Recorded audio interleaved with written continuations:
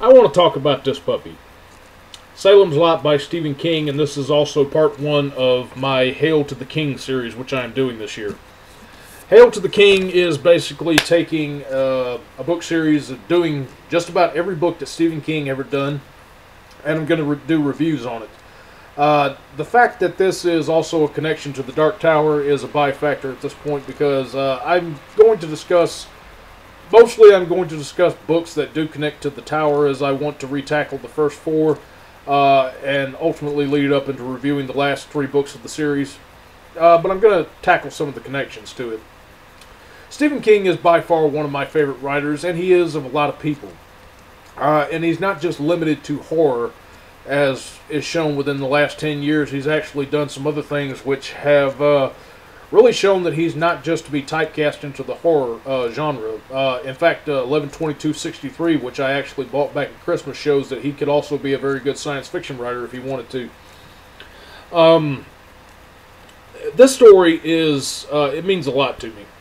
I'm a big fan of Bram Stoker's Dracula. I've told some people online about this before, and a lot of people who know me and know that I love reading know that I love Bram Stoker's Dracula. It's easily number 3 on my top 10 best books of all time. But this book is absolutely worth reading, and in fact, in a lot of ways, it's better than Dracula for the depth that it goes into in a lot of the areas of the story. The basic premise behind this is that there's a writer named Ben Mears who moves back to the town of Jerusalem's Lot, but they call it Salem's Lot for short. He just got over losing his wife, and he's a writer who's written a couple of successful books, and he wants to come back to town and write a horror story while at the same time trying to exercise some personal demons for himself based upon a experience that he had as a child in a sort of quote-unquote haunted house within the town. And he originally comes there to buy it, but come to find out that someone else has already bought the place, so that kind of throws him under the bus a little bit, and he winds up staying in a boarding house. Now, what's interesting with this story is at the time that it happens, that usually with any of these horror stories, it coincides with our protagonist coming in at the same time that the particular evil that is getting ready to run rampant is set up. With this case, it being that a man named Richard Straker, who is actually a familiar to the main vampire in the story, shows up in the town and gets ready to perform rites to welcome his master to his new countryside. There's a lot of areas to tackle with this book, and I'm going to try and keep it as coherent as possible. I love the book, but I'm trying not to, just get fanboyish and just, talk about everything. I do have to tackle a little bit of negative in this as well. First off, character-wise, if you've ever read a Stephen King book, this is one of the first books to where he's known for his famous run-on sentences of elaborate description, which breathes life into every facet and corner of this universe that he has built. This is kind of like reading a point of view strictly from God. Not to say that King is God, but imagine him sort of like God creating this universe, and he's spelling out every detail in order to enhance your mind more into the story. This could be seen as a bit of a backtrack by people if they've read Tolkien or any fantasy stories which kind of go a little bit too much into detail. Now, as much as I love Tolkien and the Lord of the Rings trilogies, I do have to admit that at times it can get a bit wordy, and I can understand why people become bored with it. But King, using a bit of a 20th century mindset, gets in there, and he's such a vivid eye for detail that he could plot out the details of every corner, every dark spot of the human heart, and just breathe so much life into it and really get you invested in the universe. I could sit down and he could write a story about a haunted house, and the monster of the story is not the main focus of it. It's about the people in the house. It's the descriptions of the shadows casted on the wall, which convey such a terrible terror to, say, a 12-year-old, or, you know, let's drop it down to like a 5 or 6-year-old who's in bed and afraid that your feet under the covers are a foot of snakes waiting to get you. It just sucks you in with so much detail, and King has a incredible grasp on the atmosphere of terror in the story. This is one of the contributing factors of why I deem this one of the most terrifying vampire stories that I ever read. What's also interesting about this is that the characters become so real, also thanks to this, to the elaborate and really overrun descriptions that he gives them. There are second and third tier characters, and even like Z-list characters who are in the story, who are given such depth that it's not even funny. Now granted, they'll pop up at one point and it might be another 200 pages before you see them again, but he does elaborate in so much detail that you can't help but remember them the next time that you do happen upon them in the story. The way with the vampires in this story is that it's spread like an epidemic. Now, the intro at the introduction at this novel by King really expresses how he decided to redo Dracula in the forefront of things. He was sitting down having a conversation with his wife one time and wanted to do a vampire story, and imagining what it would be like if, you know, Dracula was living in the present day and age, and his wife kind of sat there and said, hey, what would it be like if he moved out here into the country? And the thing with that conversation just took off, and King wrote this story. Now, he took his love of comics as well, and some of the Hammer and the Universal vampire movies, and made them into one hybrid. And he actually produces a pretty fucking terrifying monster, but still manages to somehow keep a dark elegance to them, or at least the main vampire does in this story. The descriptions that people feel in terms of terror at the apprehensions of the old superstitions which come into mind are really, really well done in this story. And there's just a lot of facet grounds to cover into this too. Now, what could be a little bit of a take back in regards to the vampires themselves in the story, the element of the vampires is something which is slowly built up to, and the book is separated off into 3 acts, and the vampirism really doesn't run rampant until the start of the 3rd act, which can be a little bit of a downside for some people. Now, and again, this kind of takes on Dracula a little bit, because Dracula himself was not really in Bram Stoker's novel all that much, but when he was, you know, there was some interesting stuff that did happen with him. King makes Barlow absolutely terrifying in this book, who is the main vampire in this, by the way. The way that he messes with the protagonist in this story, mostly with the priest Father Callahan in this story, really puts a challenge out to him. Now, a lot of the build-up into the rites of, you know, Barlow coming into the town, think of Salem's Lot as a giant house by itself, and the old notion that a vampire must be invited in order for him to start causing mayhem. And this kind of expands a little bit on the purpose that Jonathan Harker had when he was sent to Transylvania to, you know, sign over some papers for Dracula and sort of unintentionally invite him into London so we could start causing some problems. Really, really well done on that aspect of the story.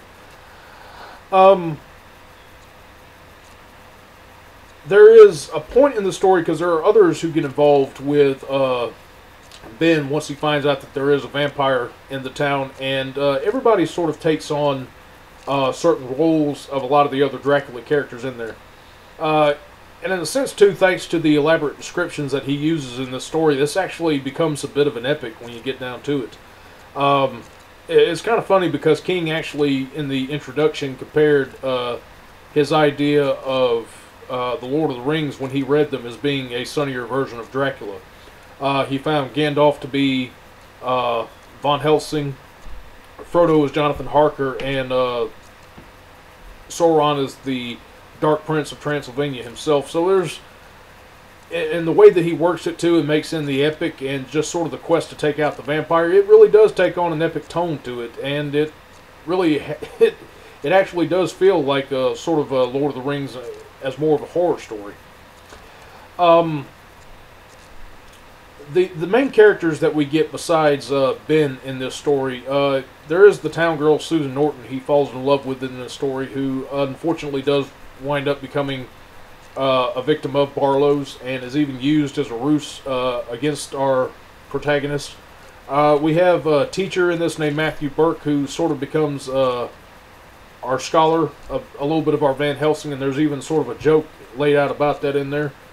We have a doctor, and we have a priest named Father Callahan in this.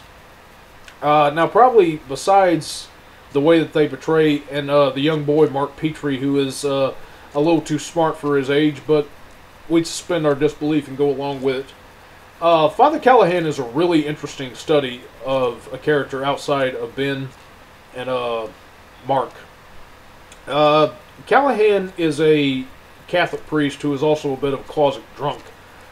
But he's also, he's not really happy with the way that the church has taken its turn at the nature of evil in the world. In fact, some of the conversations in this book, you know, King could write a conversation in this book, and I could forget that this is a horror story sometimes, and just actually sit down and read and enjoy the conversations and the exposition that is being spread out in this book. There's a very interesting conversation that Callahan and Burke share when they're trying to convince Father Callahan that there is something wrong in the lot and that vampires are afoot. Callahan is kind of disillusioned by the Catholic Church, but he kind of justifies it with the fact that the Catholic Church has abandoned its idea of what evil is. It kind of forgets the idea that there are still monsters in the world, and that corrupt politicians, wife beaters, and child molesters are the actual monster. And there's a lot of Freudian psychology which is explored in that, and I didn't feel dumbed down by reading it at all. And I definitely would guarantee that if a person who would have no understanding of it, they could be told, they could have it told to them, and they could feel not having their intelligence insulted for, you know, being, what's the word I'm looking for? The reader would not feel like King is being condescending to them in the way that he's spelling out some of these ideas. But getting back to Callahan, he feels like people have forgotten the idea of God in the world, and that there is a God, and you know, the church is just really misrepresenting what the idea of God has become, and what the idea of God has become in this new day and age. And he kind of finds a renewed faith in himself as he goes on to confront a very literal evil in this story. Now, suffice to say, getting into how well the vampire is done, there is a part in this story to where they have to take out one of Barlow's victims and drive a stake into their heart. But before that happens, Barlow actually leaves them a letter, and he's very much got Dracula's ego and his ambitions to him. But he also has the aura of terror that, while I did enjoy Bram Stoker's story, that I found Dracula lacking. And King has done a fantastic job, because in that page and a half of the letter, Barlow's ambitions and just how old and how dangerous an opponent that they are taking on is expressed in that, especially when Barlow says one of the main reasons that he came to the lot was that he has not faced an opponent of the good in a long time, and Barlow acknowledges that he is evil, and he actually just wants a good throwdown with somebody, and he kind of feels like that maybe Callahan is not up to the challenge. And just reading the psychology and the way that Barlow seemingly attacks everyone in this group is extremely creepy at the same time. There's just a lot of really good stuff in this book. There are some aspects of the vampire story to explore. Some which I kind of felt like, especially there's at one point in here to where the vampirism has spread to half the town and it's broken out like an epidemic. Just because of how secret and how showing again how smart Barlow is, because he chose a location which is seemingly cut off from the rest of the world, and a lot of people don't really pass through it. It shows how much of a dangerous epidemic this has become. I think really one of the biggest letdowns people might have with this story is the ending and the way that they dispatch Barlow at the end of it, because it's the old-fashioned stake through the heart routine. But it is still pretty well done because, again, the atmosphere is engulfing to a reader, and it just reaches out and snatches you the fuck right into the story. You can find the story, check it out from a library, find this book, buy it. There's just a lot of good to it. I guarantee that you would not be bored by it. Despite what the premise is and how old the story is, it will definitely suck you into it.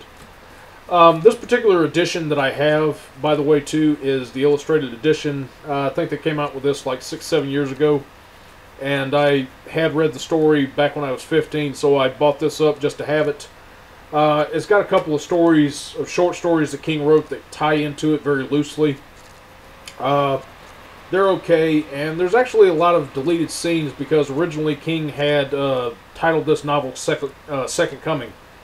And he wanted it to go a different route, but the deleted scenes that they cut out of this and put into this book, while not as good as what King originally decided to go with for the story, actually are pretty damn good to read, believe it or not. I kind of almost wish that he did write a sequel to this in a sense, because unfortunately that was never, he never did get to come back to the story like he wanted. Well, he did, but not in the way that he wanted to by writing a true sequel to it.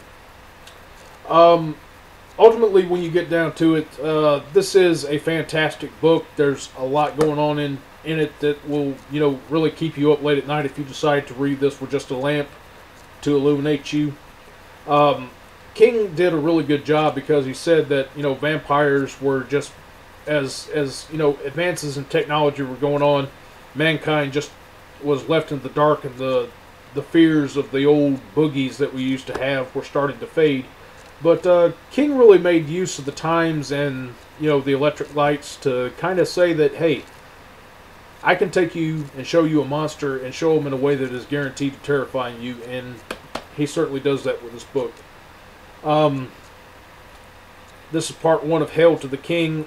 Salem's Lot comes highly recommended. It is also essential that if you're going to read the latter 3 books of the Dark Tower, you kind of need to be familiar with a character from this that's going to show up in that story.